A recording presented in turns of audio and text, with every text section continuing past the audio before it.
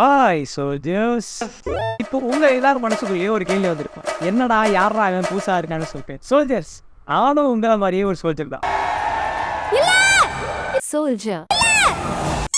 தென் இந்த வீடியோவில் நம்ம எப்படி A2D ஸ்டைலில் யூடியூப் வீடியோஸாக எடிட் பண்ணலாம் தான் பார்க்க போகிறோம். So watch till the end. Okay, முதல்ல நம்ம ஃபைண்ட் அவுட் பண்ண போகிறது எந்த சாஃப்ட்வேரில் எடிட் பண்ணுறாங்க அப்படிங்கிறது தான். இதை மோஸ்ட்லி நம்ம ஃப்ரீ வீடியோஸில் கண்டுபிடிக்க முடியாது, பட் ஷார்ட்ஸ் பார்க்குற சோல்ஜர்ஸ் தெரிஞ்சுக்குவோம்.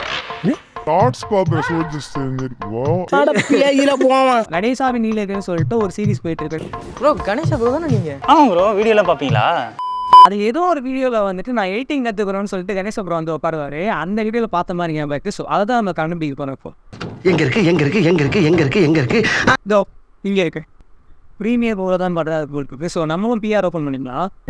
வீடியோவை டைம் லைன் போட்டதுக்கப்புறம் நம்ம பண்ண வேண்டிய முதல் விஷயம் சைலண்ட் பார்ட்ஸை ரிமூவ் பண்ணுறது தான். ஸோ ஃபஸ்ட் அதை நம்ம முடிச்சிடலாம்.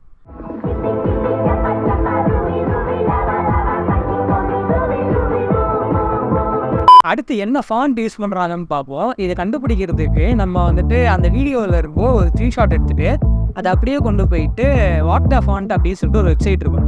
அதுக்குள்ளே போட்டுட்டு அந்த ஃபாண்ட் அப்படியே கிளிக் பண்ணிங்கன்னா இந்த மாதிரி ஒரு லிஸ்ட் வரும். லிஸ்ட்டில் இருக்கிற ஃபாண்ட்ஸில் வந்துட்டு எது சிமிலராக மேட்ச் ஆகுதோ அதை எடுத்து போட்டு வேண்டியதான். ஃபாண்ட் பேர் என்ன போட்டிருக்கு? பிக் ஃபிஷ் படிக்காத தற்குறிப்பில் big fish casual spirit. Okay, download பண்ணியாச்சு. இன்னொரு விஷயம் என்னன்னா, இன்றைக்கி நல்லா பார்த்தீங்கன்னா தெரியும், அந்த ஃபாண்ட் எல்லாருமே வந்துட்டு ஒரே கலரில் இருக்காது, கிரேடியன்ட் லேயரில். இந்த கிரேடியன்ட் லேயர் வந்துட்டு பிஆரில் மோஸ்ட்லி இருக்காது. ஸோ நீங்கள் அதை அச்சீவ் பண்ணணுன்னா வந்துட்டு ஃபோட்டோஷாப்பில் போயிட்டு ஒரு கிரேடியன்ட் கலர் போட்டு அதுக்கப்புறமேட்டு இந்த இம்போர்ட் பண்ணுற மாதிரி இருப்பார். Okay, next transition. கரெக்டாக சொல்லணும்னா இது ஒரு கம் மாதிரி. வீடியோக்கு நடுவில் இது கரெக்டாக யூஸ் பண்ணிங்கன்னா அழகாக ஒட்டிக்கும்.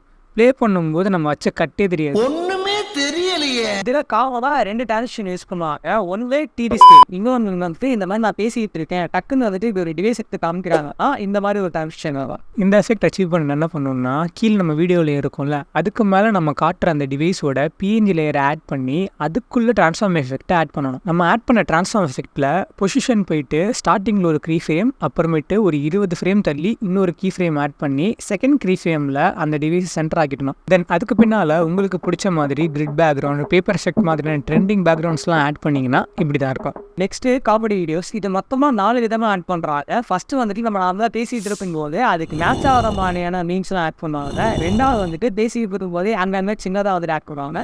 மூணாவது இப்படி பேசிகிட்டு இருக்கும்போதே மூவ் ஆகும்போது அப்படியே கூடவே அந்த காமெடி வீடியோஸும் மூவ் வர மாதிரி ஆட் பண்ணுவாங்க. ஃபோர்த்து லாஸ்ட் ஃபைனலாக வந்துட்டு இந்த மாதிரி டிவி ஸ்க்ரீன் ஏதாவது காமிக்கிறாங்கன்னா அந்த ஸ்க்ரீன் மேலேயே ஆகிற மாதிரி ஒரு திங்காக. ஃபஸ்ட்டு வந்துட்டு ரொம்ப ஈஸி. வீடியோ நீங்கள் டவுன்லோட் பண்ணிவிட்டு அதில் இன் அண்ட் அவுட் ரெண்டு செலக்ட் பண்ணிவிட்டு ரேக் பண்ணி எந்த இடத்துல ப்ளேஸ் பண்ணணும் அங்கே ப்ளேஸ் பண்ணிட்டீங்கன்னா அவங்களுக்கு வேண்டாம். செகண்ட் வந்துட்டு இப்போ இந்த வீடியோ லேயர் மேலே இந்த வீடியோ லேயர் லாக் பண்ணியிருக்கீங்களா? என்ன எனக்கு ரொம்ப ஜாமா இது. செகண்ட் வந்துட்டு இப்போ இந்த வீடியோ லேயர் மேலே ட்ரா பண்ணியிருக்கேன்ல அதை செலக்ட் பண்ணிவிட்டு எங்கே வைக்கணுமோ அங்கே ப்ளேஸ் பண்ணிவிடுங்க. லெஃப்டில் வந்துட்டு எஃபெக்ட்ஸ் கண்ட்ரோல் டேப்னு இருப்போம், அதில் ஒப்பாசிட்டி மாஸ்க்குன்னு இருப்போம். அதில் இருக்க பாக்ஸ் மாதிரியான்றது இதை கிளிக் பண்ணிவிட்டு வீடியோக்கு ஏற்ற மாதிரி கொஷின் அட்ஜஸ்ட் பண்ணிட்டீங்கன்னா ஓகே. இப்போ நம்ம ஃபர்ஸ்ட் முடிச்சிட்டோம், செகண்ட் முடிச்சிட்டோம், தேர்ட் என்ன மூவ் ஆகுறதா? ஐயோ என்னாச்சு, கேமரா ஆஃப் பண்ண சொல்லுங்கள். சரி சொல்லுது. இப்போ தேர்டை ஃபோர்த் ஆகிடுவோம், ஃபோர்த்தை வந்து வேலை ஆக்கிடுவோம். இப்போ தேர்டு என்னன்னா இந்த மாதிரி பேக் சைடில் வந்துட்டு நீம் ஆட் பண்ணுவாங்க. April fool. அம்மா லேப்டாப்ல எப்படி எடிட் பண்ண முடியும்? ஏதோ நந்தா அப்புறம் வந்துட்டு அட்மாஸ்பியர் வச்சிருப்பாரு, நான் வச்சிருந்தேன். ஏன் அப்போ 3 மானிட்டர் செட்டப் பண்ணி பைசா இருந்தால் வாங்க மாட்டானா? சப்ஸ்கிரைபர்ஸ் கூட சீக்கிரம் வாங்கி அடுத்த 5 நிமிஷத்தில் ஒரு அக்கௌண்ட் நம்பர் அனுப்பிச்சிருக்கிறேன். அட் டைம்ல ஆளுக்கு 30,000 ரூபாய் ட்ரான்ஸ்ஃபர் பண்ணணும். சரி, இப்போ இந்த ஸ்க்ரீனில் வீடியோ ஆட் பண்ணுறதுக்கு முன்னாடி பார்த்த மாதிரியே தான், பட் 3 சேஞ்சஸ் மட்டும் பண்ணணும். ஃபஸ்ட்டு வந்துட்டு வீடியோவை ஸ்க்ரீன் மேலே ப்ளேஸ் பண்ணணும். செகண்ட் ஒப்பாசிட்டி மாஸ்கில் ஃபெதரை இன்க்ரீஸ் பண்ணணும். தென் லாஸ்ட்டாக எக்ஸ்போசரையும் சேச்சுரேஷனையும் குறைக்கணும். இருக்கிறதுலேயே இந்த ஃபோர்த் எஃபெக்ட் தான் ரொம்ப கஷ்டமான எஃபெக்ட். ஏன்னா என்னன்னு சொல்லுதா இல்லைடா, கீஃப்ரேம் பண்ணணும்டா. இப்போ உங்கள் வீடியோ லேயர் மேலேயே மீம் லேயரை ஆட் பண்ணி உங்கள் மூமெண்ட்டுக்கு ஏற்ற மாதிரி கீ ஃப்ரேம் பண்ணணும். இது ஒரு கடுப்பான வேலை. இனிமேல் எவனாவது எடிட்டிங்லாம் ஈஸி, இப்படி எடுத்து அப்படி போட்டால் வந்துடும் சொன்னான்னு வச்சுக்கோங்களேன், எங்களுக்கு தெரியும். இந்த ஸ்டெப்ஸ்லாம் கம்ப்ளீட் பண்ணிட்டீங்கன்னா உங்களாலேயும் இப்படி ஒரு வீடியோ எஃபெக்டை க்ரியேட் பண்ண முடியும். நம்ம இவ்வளோ நேரம் வீடியோ லேயர் மட்டும் தான் பார்த்துருப்போம். அதை அப்படியே கொஞ்சம் கீழே இறங்கி பார்த்தீங்கன்னா ஆடியோ லேயரை வந்து ரொம்ப எம்டியாக தான் ஊற்றி வச்சிருக்கோம். எப்ப பாரு மேப்பாரியா பார்த்து கீழே பாரியா. நம்ம என்னதான் எடிட் பண்ணாலும் ஆடியோ வந்து ஆட் பண்ணலாம் தான். அந்த ஆடியோவே நம்ம பார்த்துருவோம்.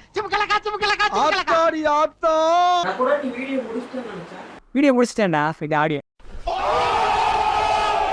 ஏன்னா இந்த மியூசிக்கை பொறுத்த அளவுக்கு வந்துட்டு ஸ்டார்டிங்கில் வீடியோ பார்க்கும் போதெல்லாம் வந்துட்டு இது வந்து அந்த பிஜிஎம் அது வந்து இந்த பிஜிஎம் வந்து ஈஸியாக நான் நோட் பண்ணிட்டு வந்துட்டு இருக்கேன். ஃபஸ்ட்டு பார்த்தீங்கன்னா அந்த துப்பாக்கி பிஜிஎம், அப்புறம் வந்துட்டு சண்டைக்கோழி வரைச்சி பிஜிஎம், அப்புறம் நானே வேறு அந்த இடுக்கி பிஜிஎம் இல்லை, இதெல்லாம் தான் காமனாக வந்துட்டு இருந்துச்சு. ஆனால் இந்த நடுவில் வந்த மியூசிக்லாம் வந்துட்டு நான் எங்கேயோ கேட்ட மாதிரி இருக்கு, எந்த தெரியலேன்னு யோசிச்சு பார்த்துட்டே ரொம்ப நம்ம விக்ரமன் சார் படத்தோட ஓஎஸ்லாம் இருக்கு. பூய உனக்காக, சூரிய வம்சம், பானத்தை போல இது மாதிரி படத்தில் இருக்க ஓஎஸ்லாம் எடுத்து யூஸ் பண்ணிருக்காங்க. சோல்ஜர்ஸ் நான் ரொம்ப நாளாக வந்துட்டு இந்த காட்ஃபாதர் ஓஎஸ்டி அதுக்கப்புறம் வந்துட்டு இந்த பேட்மேன் ஓஎஸ்டிலாம் கேட்டுட்டு இருந்தேன். நான் சும்மா அப்படி நடந்து போயிட்டு இருக்கும் போதே வந்துட்டு மைண்டில் வந்துட்டு சம்திங் இந்த வேணும் தான் ஓடும். பட் வந்து கொஞ்ச நாளாக இந்த பீச்சில் கேட்டதுக்கப்புறம் இது மண்டையில் போய் உட்கார ஆரம்பிச்சிச்சு.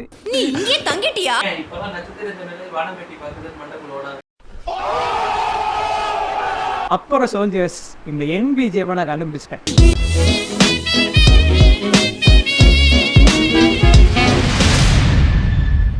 If you're an editor, you need this sound effects.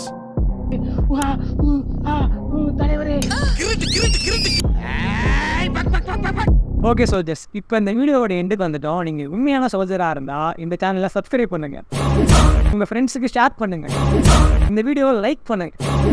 அவ்வளோதான், அடுத்த வீடியோ சந்திப்போம். அது வரைக்கும் பாய்.